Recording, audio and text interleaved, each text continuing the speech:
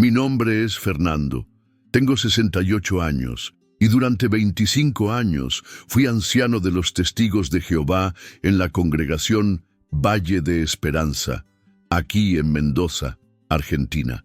Hoy, sentado en mi pequeño estudio con las manos temblorosas, mientras grabo este relato, me cuesta creer que alguna vez defendí con tanto fervor doctrinas que ahora veo como veneno puro. Pero necesito contarles esta historia, porque hay familias que todavía están sufriendo por culpa del silencio de hombres como yo, que por años aplicamos reglas sin jamás cuestionar de dónde venían realmente. Era 1987, cuando me bauticé junto a mi esposa Carmen en una asamblea de distrito en Córdoba. Yo tenía 32 años, trabajaba como contador en una empresa textil y buscaba respuestas a preguntas que la Iglesia Católica donde me había criado nunca pudo responder. Cuando dos hermanos tocaron la puerta de nuestra casa una mañana de marzo, hablando sobre el paraíso en la tierra y el fin del sufrimiento, algo dentro de mí se encendió. Carmen, que siempre había sido más espiritual que yo, también sintió esa conexión inmediata con las enseñanzas. Los primeros años fueron hermosos, no voy a mentirles. La congregación se convirtió en nuestra segunda familia. Participábamos en las reuniones de los martes y jueves por la noche, los domingos por la mañana, y los sábados salíamos a predicar de casa en casa por las calles polvorientas de nuestro barrio. Me encantaba estudiar las publicaciones de la Watchtower, memorizar textos bíblicos, prepararme para dar discursos desde la plataforma. Había encontrado mi propósito en la vida: servir a Jehová y ayudar a otras personas a conocer la verdad. En 1995, después de 8 años como publicador ejemplar, el coordinador del cuerpo de ancianos, el hermano Raúl Mendoza, me invitó a almorzar en su casa. Recuerdo que Carmen preparó empanadas de carne para llevar, porque la hermana Elena siempre nos había tratado como familia. Después del almuerzo, cuando los niños se fueron a jugar al patio, Raúl me miró con esa sonrisa paterna que siempre tenía y me dijo: «Fernando, hemos estado observando tu progreso espiritual. El cuerpo de ancianos ha decidido recomendarte como siervo ministerial». Mi corazón casi se sale del pecho. Ser siervo ministerial era el primer paso hacia convertirse en anciano, y significaba que la organización confiaba en mí para manejar responsabilidades mayores dentro de la congregación. Carmen lloró de alegría esa noche, y yo me sentí como si Jehová mismo me hubiera puesto su mano en el hombro. Durante los siguientes 3 años como siervo ministerial, me dediqué en cuerpo y alma a todas las tareas que me asignaban: organizar la limpieza del Salón del Reino, coordinar los grupos de predicación, ayudar con las cuentas de la congregación. Fue en 1998 cuando finalmente me nombraron anciano. La ceremonia fue simple, pero significativa. Los otros ancianos pusieron sus manos sobre mi cabeza y oraron para que Jehová me diera sabiduría para pastorear el rebaño. Esa noche, cuando llegué a casa y me senté en mi sillón favorito con Carmen a mi lado, pensé que había alcanzado la cima de mi vida espiritual. Era un anciano de Jehová. Tenía autoridad para aconsejar a las familias, dirigir comités judiciales, tomar decisiones importantes para el bienestar de la congregación. Los primeros años como anciano fueron intensos pero gratificantes. Participaba en visitas pastorales, ayudaba a matrimonios con problemas, aconsejaba a jóvenes que luchaban con tentaciones del mundo. Había algo profundamente satisfactorio en ver cómo las personas cambiaban sus vidas siguiendo los principios bíblicos que yo les enseñaba. Recuerdo especialmente a la familia González, que llegó a la congregación con graves problemas de alcoholismo del padre y violencia doméstica. Después de meses de estudio bíblico y consejos pastorales, lograron reconstruir su matrimonio y criar a sus hijos en un ambiente sano. Sin embargo, Había aspectos del trabajo de anciano que me incomodaban desde el principio, aunque nunca me atreví a expresar mis dudas en voz alta.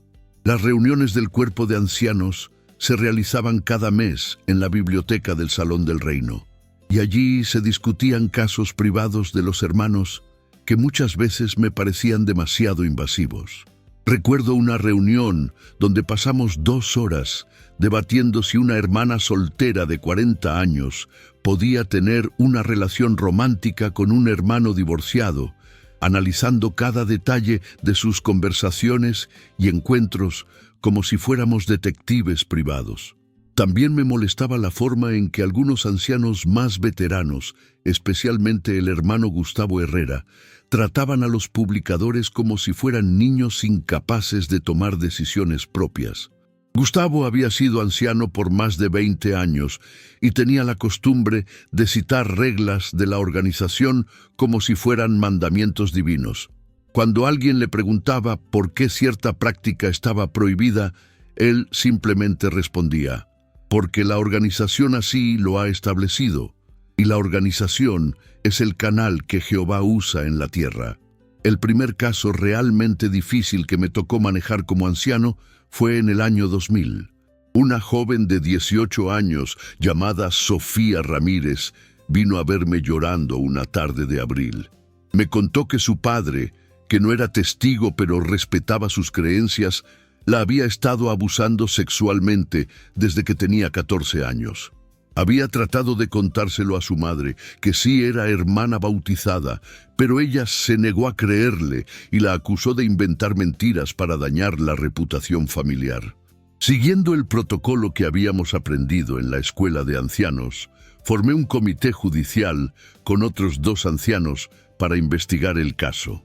Sin embargo, cuando consultamos las directrices de la organización, nos encontramos con una regla que me dejó sin palabras. Necesitábamos 2 testigos del abuso para poder tomar acción disciplinaria. Como era obvio, el abuso sexual raramente tiene testigos, y Sofía se había quedado sin opciones dentro de la congregación.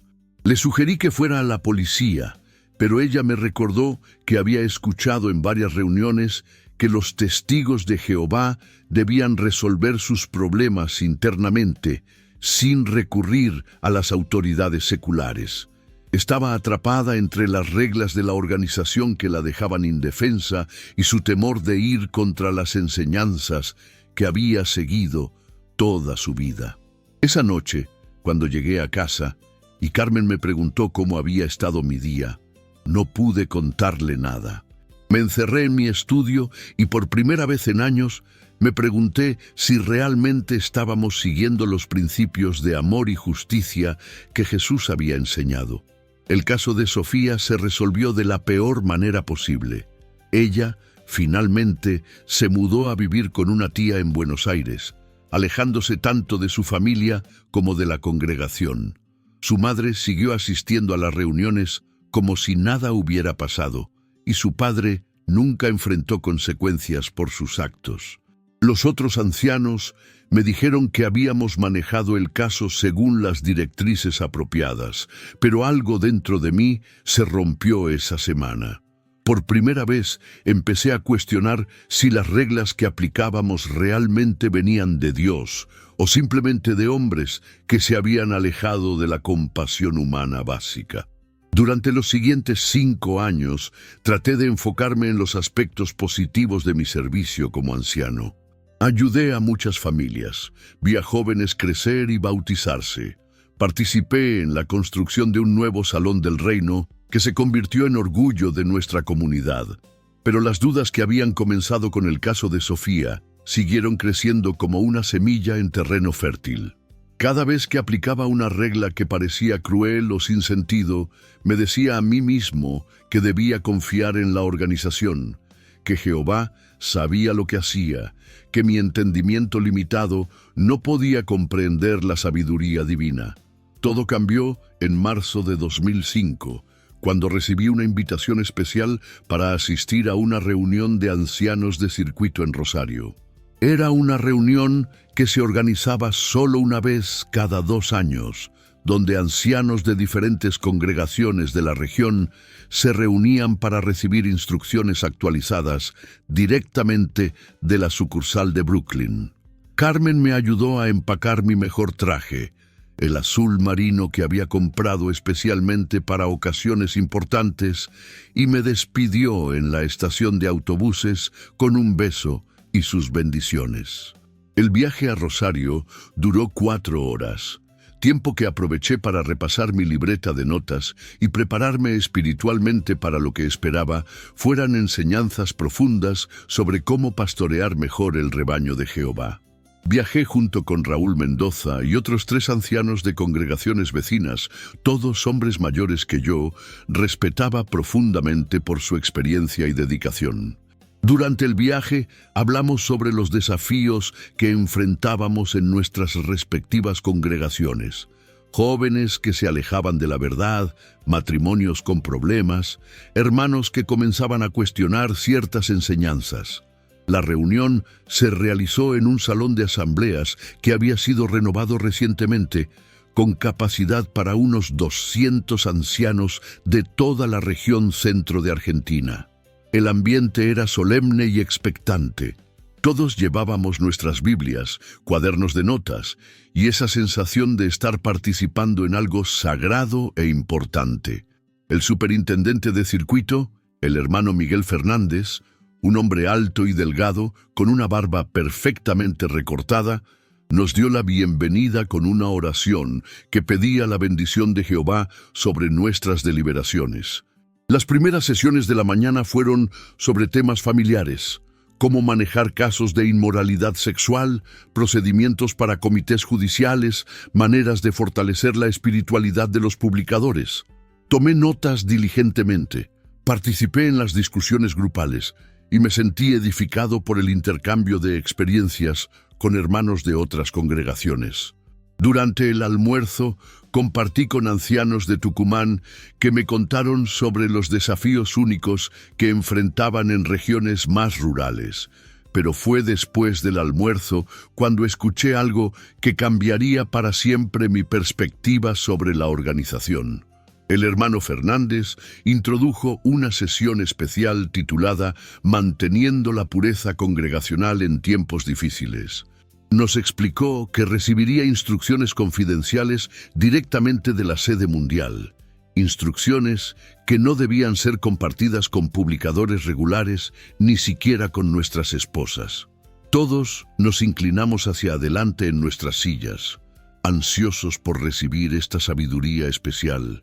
Hermanos, comenzó Fernández con voz grave y autoritaria, la sede mundial ha identificado una amenaza creciente a la unidad de las congregaciones en todo el mundo.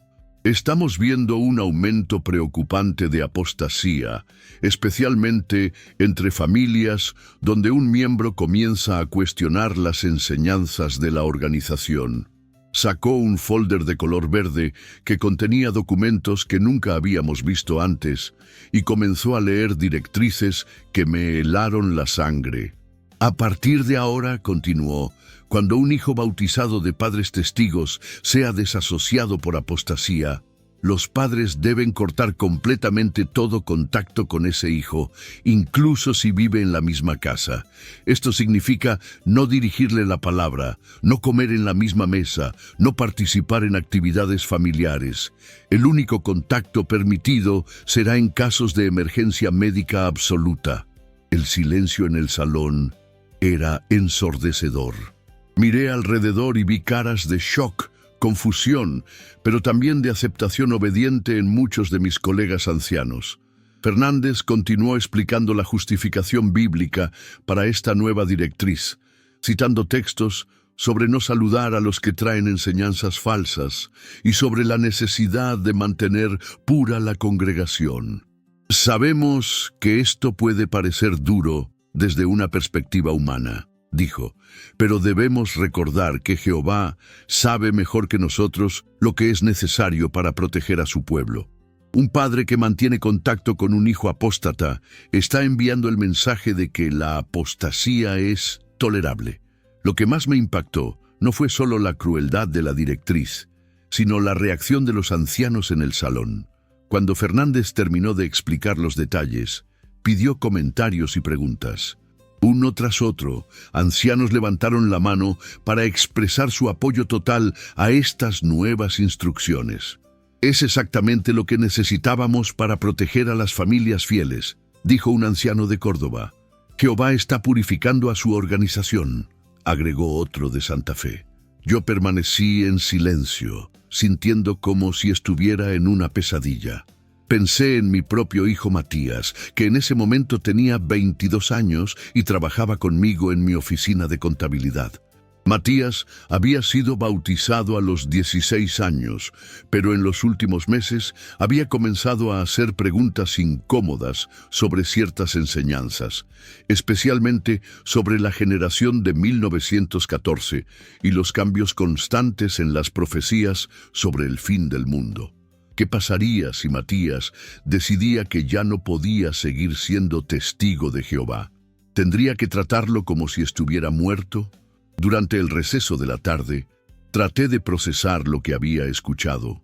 Me acerqué discretamente al hermano Torres, un anciano de Buenos Aires que respetaba por su sabiduría y compasión, y le pregunté cómo podríamos aplicar estas directrices sin destruir familias enteras.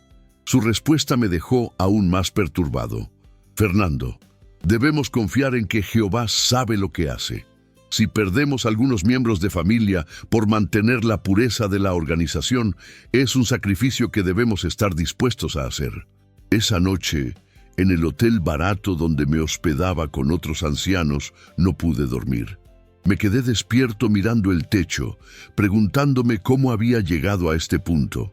Había dedicado 18 años de mi vida a servir en una organización que ahora me pedía que estuviera dispuesto a tratar a mi propio hijo como un extraño, si él decidía seguir su conciencia en lugar de las reglas de Brooklyn. Pensé en Jesús, que había comido con pecadores y publicanos, que había mostrado compasión incluso hacia quienes lo rechazaban. Al día siguiente, la segunda y última jornada de la reunión se centró en cómo implementar estas nuevas directrices en nuestras congregaciones locales. Recibimos hojas de instrucciones detalladas sobre cómo explicar las nuevas reglas a los publicadores, cómo manejar las inevitables preguntas y objeciones, y cómo identificar a padres que podrían resistirse a cortar contacto con hijos desasociados. También nos dieron ejemplos de discursos que podríamos usar para justificar bíblicamente estas medidas extremas. El viaje de regreso a Mendoza fue muy diferente al de ida. Mientras que antes habíamos charlado animadamente sobre expectativas positivas, ahora viajábamos en un silencio tenso. Podía ver que Raúl Mendoza también estaba luchando con lo que habíamos escuchado, aunque nunca lo admitió abiertamente. Cuando finalmente llegamos a la estación de autobuses de Mendoza esa noche, me despedí de mis compañeros con menos entusiasmo del habitual. Carmen me estaba esperando en casa con la cena preparada y 1000 preguntas sobre la reunión. Por primera vez en nuestro matrimonio no pude compartir con ella lo que había aprendido.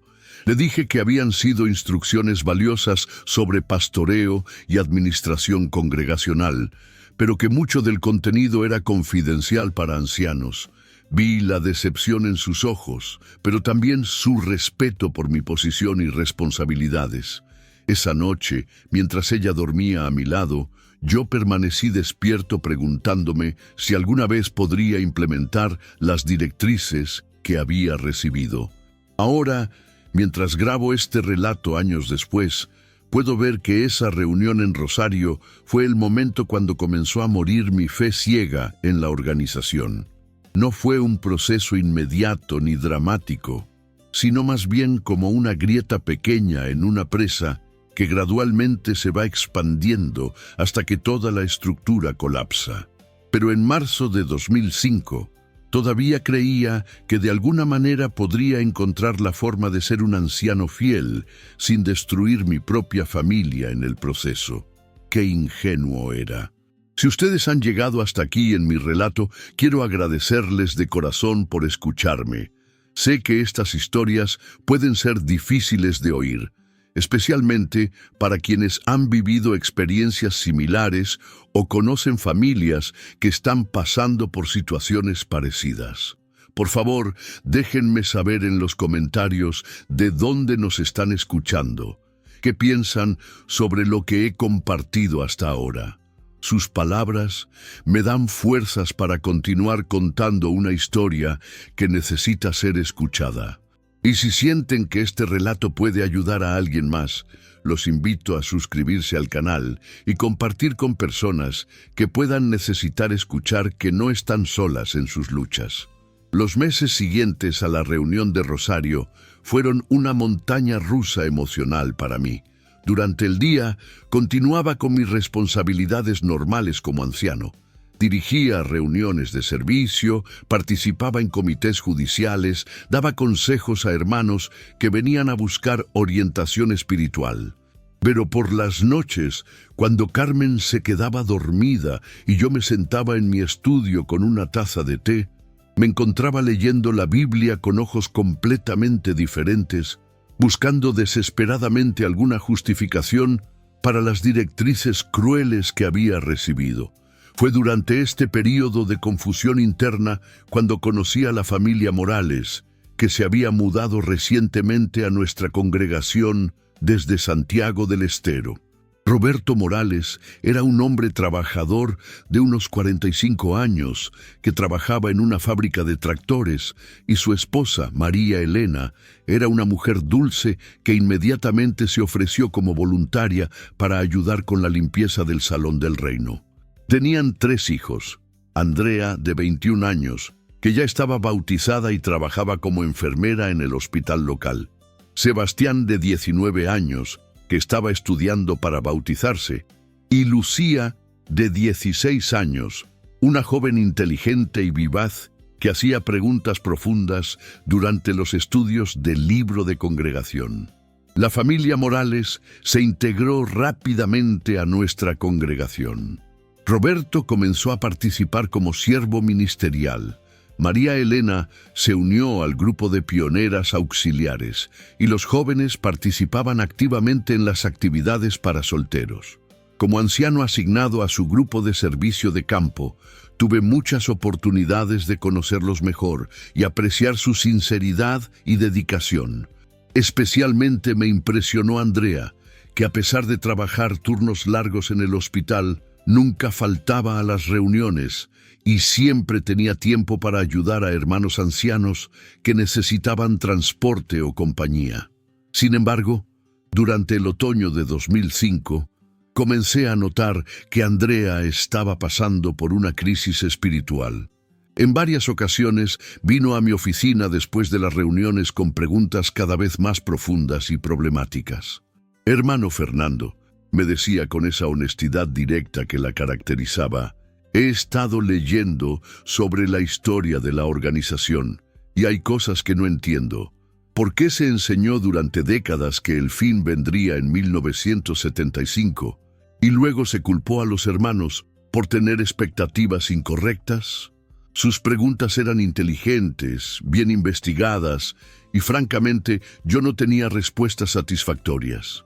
Traté de darle las respuestas estándar que había aprendido en mis años como anciano: que la luz se hace más brillante gradualmente, que Jehová revela su voluntad progresivamente, que debemos confiar en la organización incluso cuando no entendemos completamente sus decisiones.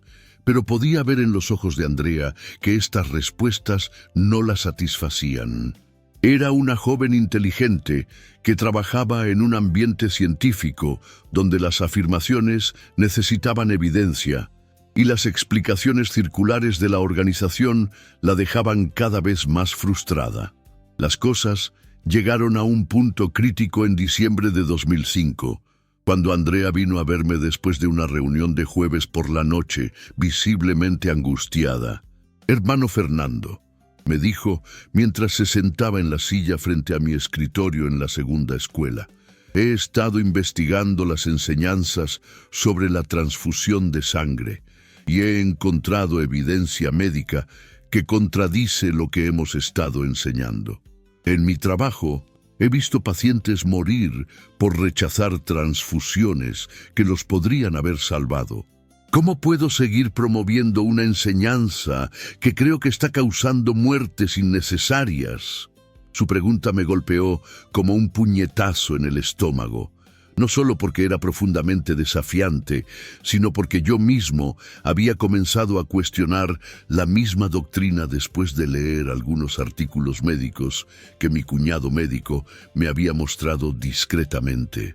Le pedí que me diera tiempo para investigar y orar sobre el tema, pero en mi corazón sabía que estaba enfrentando exactamente el tipo de situación para la cual había recibido esas directrices terribles en Rosario. Durante las siguientes semanas, Andrea continuó viniendo a las reuniones, pero podía ver que estaba luchando internamente. Su participación en las reuniones se volvió más esporádica y cuando comentaba, sus respuestas eran cada vez más cautelosas y menos entusiastas. Sus padres, Roberto y María Elena, comenzaron a preocuparse y me pidieron varias veces que hablara con ella para ayudarla con sus dudas espirituales. Lo que no sabían era que yo estaba teniendo las mismas dudas y que cada conversación con Andrea me hacía cuestionar más profundamente las bases de mi propia fe en la organización. El momento decisivo llegó en febrero de 2006, cuando Andrea me pidió una reunión privada para comunicarme una decisión que había tomado. «Hermano Fernando», me dijo con voz temblorosa pero decidida, «después de mucha oración y consideración, he decidido que ya no puedo seguir siendo testigo de Jehová. No puedo seguir promoviendo enseñanzas que mi conciencia y mi investigación me dicen que están equivocadas. Sé que esto tendrá consecuencias terribles para mi familia, pero no puedo vivir una mentira». Sentí como si el mundo se detuviera a mi alrededor. Aquí estaba una joven sincera, dedicada, que había servido fielmente durante años, diciéndome que su conciencia la obligaba a alejarse de la organización. Según las directrices que había recibido en Rosario, mi deber era inmediatamente formar un comité judicial para investigar sus creencias apóstatas y, si se confirmaba su posición, desasociarla completamente. Más devastador aún, tendría que aconsejar a sus padres que cortaran todo contacto con ella, tratándola como si hubiera muerto. «Andrea», le dije después de varios minutos de silencio, «¿has hablado con tus padres sobre esta decisión?» Ella negó con la cabeza, las lágrimas corriendo por sus mejillas. «No sé cómo decírselos. Sé que les romperá el corazón. Pero también sé que si no soy honesta conmigo misma y con Dios, estaré viviendo una vida falsa. ¿No nos enseñó Jesús que debemos seguir nuestra conciencia por encima de todo?» Su pregunta me destrozó, porque sabía que tenía razón bíblicamente, pero también sabía lo que las reglas de la organización exigían que hiciera. Le pedí una semana para considerar la situación y orar sobre el asunto, esperando desesperadamente encontrar alguna solución que no destruyera a la familia Morales.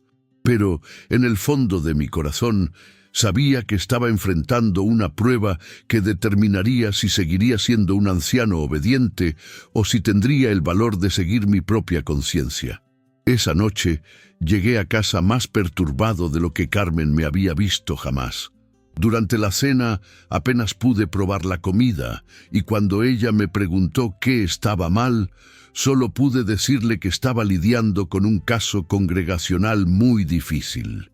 Después de la cena, me encerré en mi estudio y por primera vez en años oré a Dios sin usar las frases y fórmulas que había aprendido en la organización.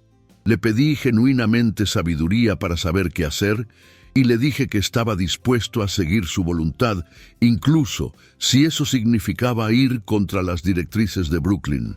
Durante esa semana de reflexión, busqué consejo discretamente de otros ancianos que respetaba. Hablé con el hermano Carlos Vega, un anciano mayor que había estado en la verdad por más de 30 años, y su respuesta me alarmó. «Fernando», me dijo con una sonrisa que no llegaba a sus ojos, Estos casos son exactamente para lo que nos prepararon en las últimas reuniones de ancianos. La organización ha sido muy clara. No podemos permitir que la compasión humana nos impida proteger la pureza de la congregación. Si esta joven ha decidido seguir el camino de la apostasía, debemos actuar rápidamente antes de que contagie a otros. Su uso de la palabra contagie me revolvió el estómago. Estábamos hablando de Andrea como si fuera una enfermedad en lugar de una joven sincera que estaba siguiendo su conciencia. Pero lo que más me perturbó fue darme cuenta de que mi propio colega anciano parecía haber perdido completamente su compasión humana en favor de la lealtad organizacional. Me pregunté si yo también me había vuelto tan insensible durante mis años como anciano. Al final de esa semana tortuosa, tomé una decisión que cambiaría para siempre el curso de mi vida. En lugar de formar inmediatamente un comité judicial contra Andrea, decidí hacer algo que técnicamente estaba contra las reglas. Fui a hablar directamente con sus padres para explicarles la situación y darles la oportunidad de trabajar con su hija antes de que el proceso oficial comenzara.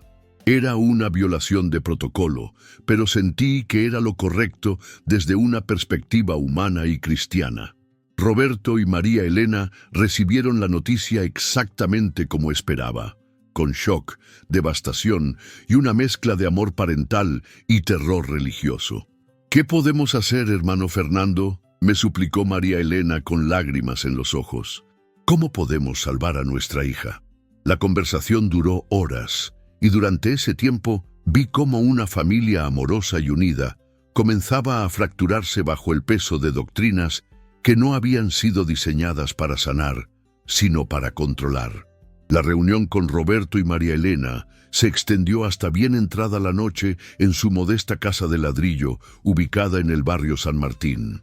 Durante esas horas interminables, presencié el desmoronamiento gradual de una familia que hasta entonces había sido modelo de unidad dentro de nuestra congregación. María Elena alternaba entre sollozos descontrolados y momentos de negación total, insistiendo en que su hija simplemente estaba pasando por una crisis temporal que podría superarse con más estudio bíblico y oración. Roberto, por su parte, permanecía sentado en su sillón de cuero gastado, con la cabeza entre las manos, murmurando repetidamente: «No puedo perder a mi hija, pero tampoco puedo ir contra Jehová». «Hermano Fernando», me dijo Roberto, levantando finalmente la mirada con ojos enrojecidos, «usted conoce a Andrea mejor que nadie en el cuerpo de ancianos. Ella siempre lo ha respetado como padre espiritual. ¿No hay alguna manera de hacerla entrar en razón? ¿Algún estudio especial? ¿Algún anciano experimentado que pueda hablar con ella?» Su súplica desesperada me partió el corazón, porque sabía que Andrea había llegado a su decisión después de meses de investigación cuidadosa y oración sincera. No era una rebelde adolescente actuando impulsivamente, sino una mujer adulta siguiendo su conciencia formada.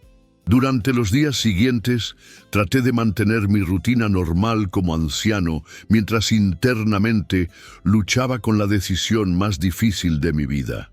Dirigí la reunión de servicio del sábado por la mañana. Di un discurso sobre la importancia de la lealtad a Jehová durante la reunión del domingo y participé en una visita pastoral a una familia que estaba lidiando con problemas matrimoniales. Pero todo se sentía mecánico, como si estuviera actuando un papel en una obra de teatro en la que ya no creía. El punto de quiebre llegó cuando recibí una llamada telefónica del superintendente de circuito, el hermano Miguel Fernández, quien había dirigido la reunión de Rosario donde había recibido esas directrices devastadoras. «Fernando», me dijo con esa voz autoritaria que conocía bien, «he recibido informes de que hay una situación de apostasía potencial en tu congregación que no ha sido manejada apropiadamente. ¿Puedes explicarme por qué no se ha formado inmediatamente un comité judicial?» Mi corazón comenzó a latir violentamente. Alguien en la congregación había reportado la situación de Andrea directamente a la oficina de circuito, saltándose la línea normal de autoridad. Sospechaba que había sido el hermano Gustavo Herrera, quien siempre había sido extremadamente celoso de la ortodoxia doctrinal y que últimamente me había estado observando con desconfianza. «Hermano Fernández», respondí tratando de mantener mi voz calmada. «Estoy manejando la situación cuidadosamente, siguiendo principios bíblicos de restauración antes de disciplina». «Fernando». Su voz se volvió más fría. «No estamos hablando de un caso de inmoralidad menor que requiere paciencia pastoral. La apostasía es un cáncer espiritual que debe ser extirpado inmediatamente antes de que se extienda. Tienes 48 horas para formar el comité judicial apropiado o enviaré ancianos de otras congregaciones para manejar el caso». La línea se cortó, dejándome con el teléfono en la mano y la certeza de que mi tiempo se había agotado. Esa noche, convoqué una reunión de emergencia del cuerpo de ancianos en el Salón del Reino. Además de mí, estaban presentes Raúl Mendoza, Gustavo Herrera, Carlos Vega y Eduardo Paz, un anciano más joven que había sido nombrado recientemente. El ambiente en la biblioteca era tenso desde el momento en que llegamos. Gustavo Herrera comenzó inmediatamente a presionarme sobre por qué había demorado la formación del comité judicial, acusándome indirectamente de ser demasiado blando con la apostasía. «Hermanos», dije mirando a cada uno de ellos, «antes de proceder con el comité judicial para Andrea Morales, creo que debemos considerar cuidadosamente las implicaciones de nuestras acciones. Esta joven ha sido un miembro ejemplar de nuestra congregación durante años. Sus padres son hermanos fieles y dedicados. Estamos seguros de que destruir esta familia es realmente lo que Jehová quiere». Mi pregunta fue recibida con un silencio incómodo, seguido por respuestas que revelaron cuán profundamente habían sido condicionados mis colegas ancianos. «Fernando», respondió Carlos Vega con un tono paternal pero firme, «tu compasión es admirable, pero no podemos permitir que nuestros sentimientos humanos interfieran con la voluntad de Jehová claramente expresada a través de su organización. Las directrices que recibimos son para proteger a toda la congregación, no solo a una familia». Gustavo Herrera fue aún más directo. «Si no actúas según las instrucciones recibidas, esto plantea serias preguntas sobre tu propia lealtad a la organización». La reunión se extendió por más de 3 horas, durante las cuales fui presionado sistemáticamente por mis colegas para conformarme con el protocolo establecido. Eduardo Paz, el anciano más joven, inicialmente parecía tener algunas reservas similares a las mías, pero gradualmente cedió bajo la presión del grupo. Al final, se votó por unanimidad, excepto por mi voto, formar el comité judicial para Andrea Morales al día siguiente. Mi abstención fue notada oficialmente en las actas de la reunión, lo que sabía que sería reportado inmediatamente a la oficina de circuito. Salí de esa reunión sintiendo como si hubiera presenciado mi propio funeral. Durante el camino a casa en mi viejo Fiat Uno, me detuve en un mirador que daba al Valle de Mendoza y lloré por primera vez en años. No eran solo lágrimas de frustración, sino de duelo por la pérdida de una fe que había definido mi identidad durante casi 2 décadas. Me di cuenta de que ya no podía seguir siendo parte de un sistema que valoraba la conformidad institucional por encima de la compasión humana básica. La mañana siguiente era sábado, día de servicio de campo. Normalmente habría estado en el Salón del Reino a las 8 de la mañana, organizando grupos de predicación, pero en su lugar me quedé en casa y escribí 2 cartas que cambiarían para siempre el curso de mi vida. La primera era una carta de renuncia dirigida al cuerpo de ancianos, explicando que ya no podía, en buena conciencia, participar en un comité judicial que destruiría una familia amorosa. La segunda era una carta personal para Andrea Morales, aconsejándole que considerara mudarse a otra ciudad antes de que el comité judicial se reuniera, para protegerse de las consecuencias devastadoras que seguirían. Carmen se despertó esa mañana y me encontró sentado en la mesa de la cocina con las cartas terminadas frente a mí. «Fernando», me dijo con voz preocupada mientras se servía una taza de café, «¿qué está pasando? Has estado actuando extraño durante semanas y ahora no fuiste al servicio de campo». La miré a los ojos. Esta mujer que había compartido mi vida durante más de 20 años, y supe que había llegado el momento de ser completamente honesto con ella, sin importar las consecuencias. «Carmen», le dije tomando sus manos entre las mías, «necesito contarte algo que cambiará nuestras vidas para siempre. He perdido la fe en la organización y ya no puedo seguir siendo anciano». Las siguientes horas fueron algunas de las más difíciles de nuestro matrimonio. Carmen pasó por todas las etapas del duelo: negación, ira, negociación, depresión y finalmente una aceptación cautelosa.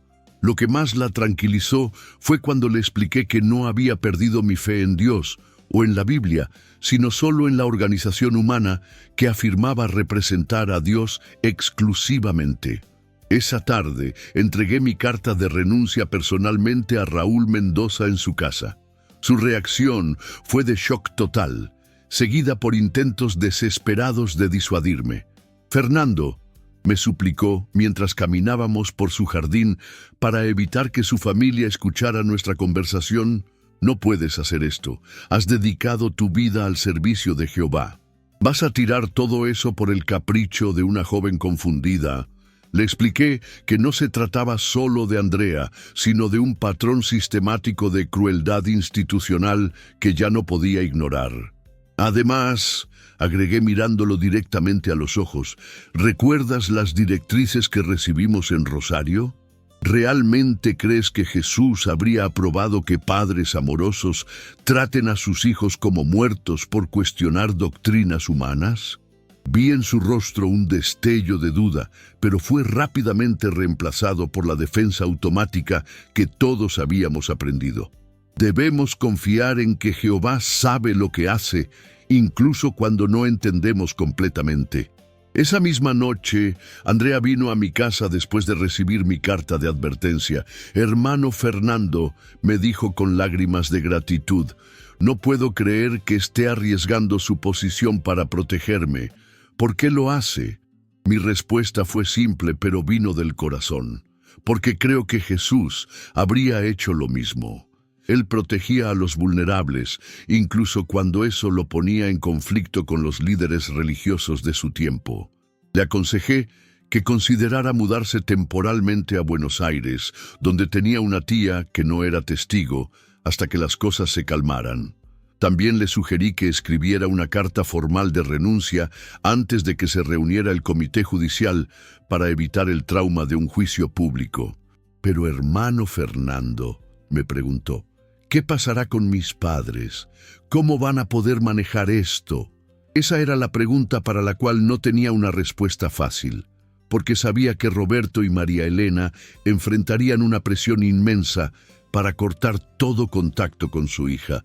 El domingo por la mañana, mi último día como anciano, fui al Salón del Reino, sabiendo que sería también el último día que participaría en una reunión como miembro activo de la congregación.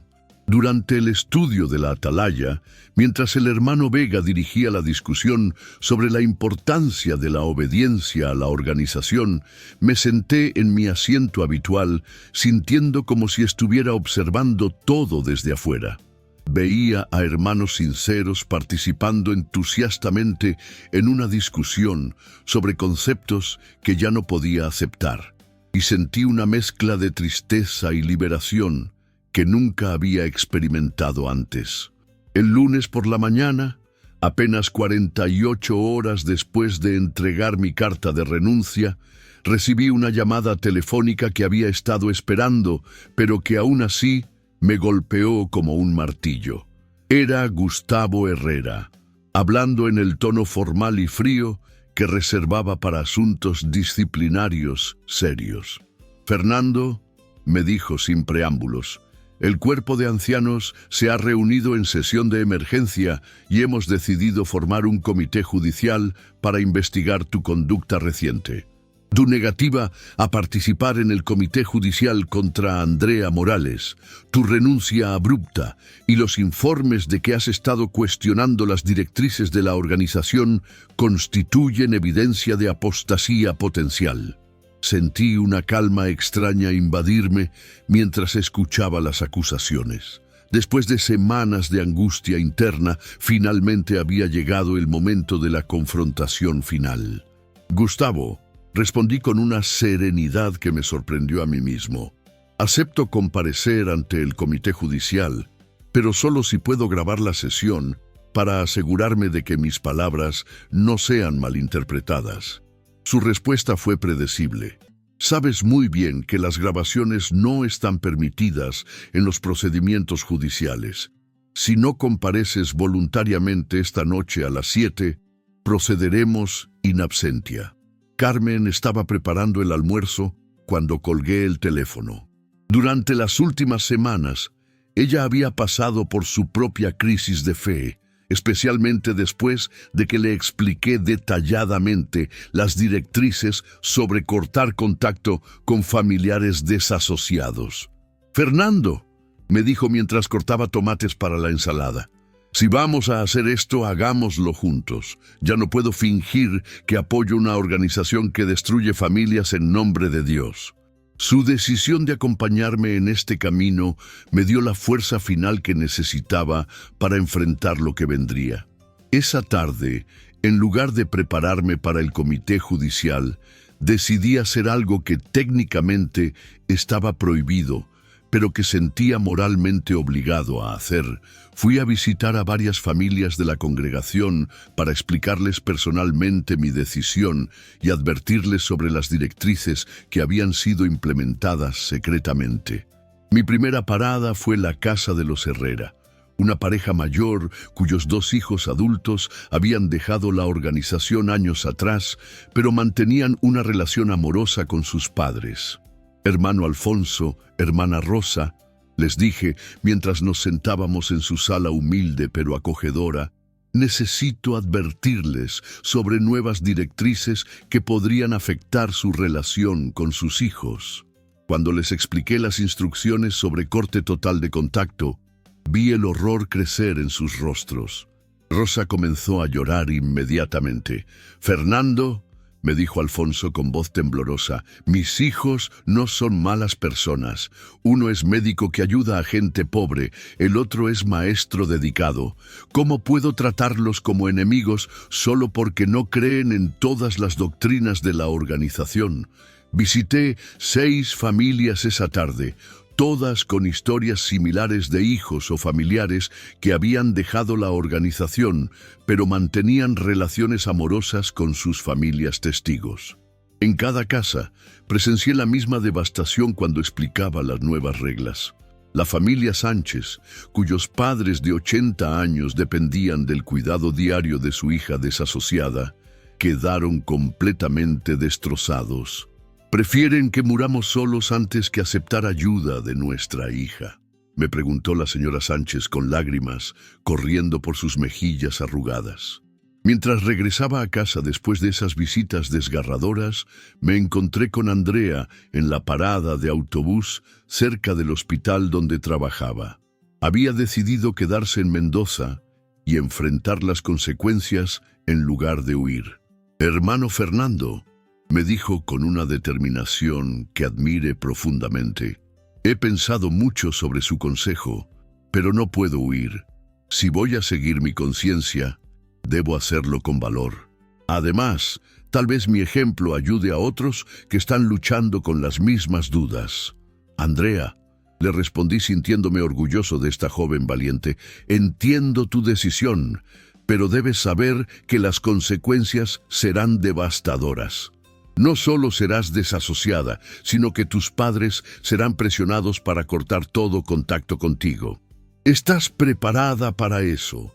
Su respuesta me conmovió hasta las lágrimas. Hermano Fernando, Jesús dijo que vino a traer división incluso dentro de las familias cuando se trata de la verdad. Si mis padres me aman verdaderamente, encontrarán la manera de mantener una relación conmigo sin importar lo que diga la organización. Esa noche, a las 7 en punto, Carmen y yo llegamos al Salón del Reino para mi comité judicial. El estacionamiento estaba extrañamente vacío, lo que me indicó que habían programado deliberadamente la reunión cuando no habría otros hermanos presentes. Dentro de la biblioteca me esperaban Raúl Mendoza, Carlos Vega y Eduardo Paz, todos sentados detrás de la mesa de reuniones con expresiones graves. Gustavo Herrera había sido excluido del comité debido a su obvia animosidad hacia mí, pero sabía que estaría esperando ansiosamente el resultado. «Fernando», comenzó Raúl con la voz quebrada por la emoción, «esto es lo más difícil que he tenido que hacer en mis 20 años como anciano. Hemos sido amigos, hemos trabajado juntos, hemos compartido tanto. ¿Por qué has llegado a este punto?». Su pregunta era genuina y pude ver que realmente estaba sufriendo por la situación. Le expliqué calmadamente mi proceso de despertar gradual, desde el caso de Sofía años atrás hasta las directrices crueles de Rosario, culminando con el caso de Andrea. «Hermanos», continué mirando a cada uno de ellos, «la pregunta que deben hacerse es simple. ¿Están siguiendo a Cristo o a una organización humana? Jesús comía con pecadores, perdonaba a adúlteras, criticaba a líderes religiosos hipócritas. ¿Creen honestamente que Él aprobaría que padres amorosos traten a sus hijos como muertos por hacer preguntas sinceras? El silencio que siguió fue ensordecedor. Podía ver la lucha interna en sus rostros, especialmente en Eduardo, quien tenía hijos adolescentes propios. Carlos Vega finalmente rompió el silencio. «Fernando, nadie cuestiona tu sinceridad o tu amor por las familias, pero debemos confiar en que Jehová sabe mejor que nosotros lo que es necesario para proteger a su pueblo. La organización ha existido por más de 100 años y ha sobrevivido muchas pruebas. No es arrogante de nuestra parte pensar que sabemos mejor». Su argumento era el mismo que yo había usado durante años, pero ahora sonaba hueco y automático. «Carlos», respondí con tristeza, «¿cuántos años existía el sistema religioso judío cuando Jesús lo criticó? ¿La longevidad de una institución la hace automáticamente correcta? Además, ¿han leído ustedes la historia completa de la organización? ¿Saben sobre las profecías falsas, los cambios doctrinales constantes, los escándalos encubiertos?»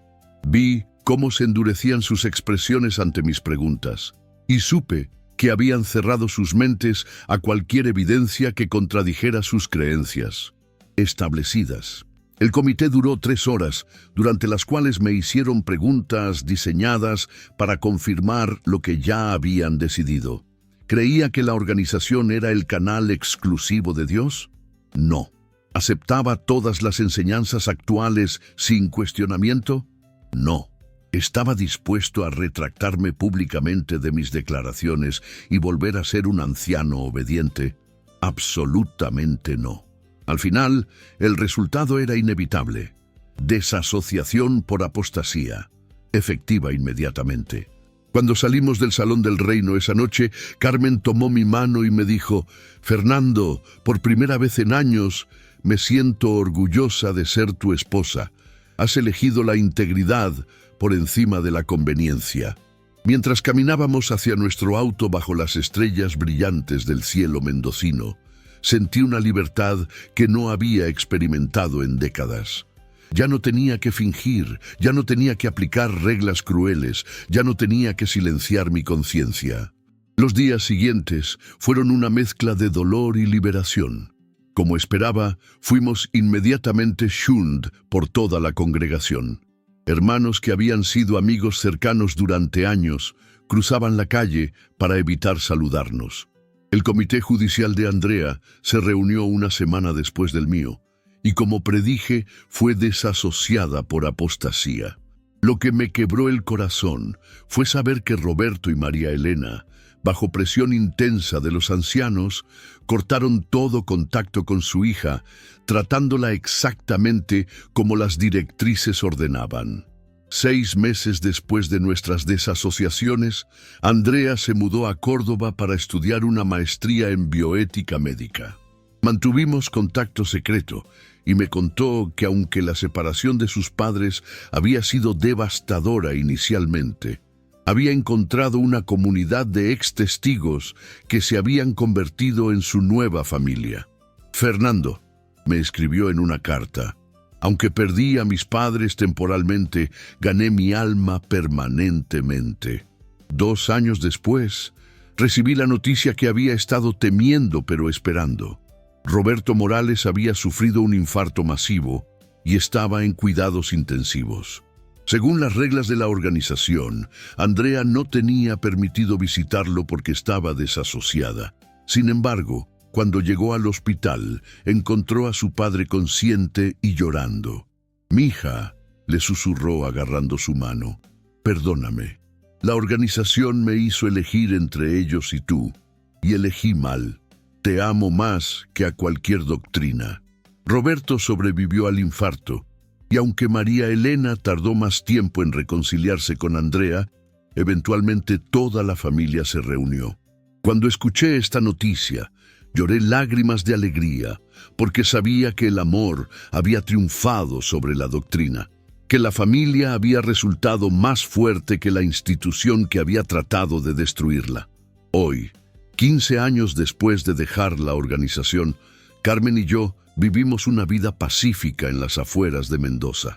Tengo un pequeño negocio de contabilidad que me permite ayudar a familias trabajadoras, y Carmen trabaja como voluntaria en un refugio para mujeres maltratadas. Hemos encontrado una pequeña iglesia cristiana donde podemos adorar libremente sin temor a ser juzgados por hacer preguntas. Más importante aún, hemos mantenido contacto con docenas de familias que han dejado la organización después de escuchar nuestro testimonio.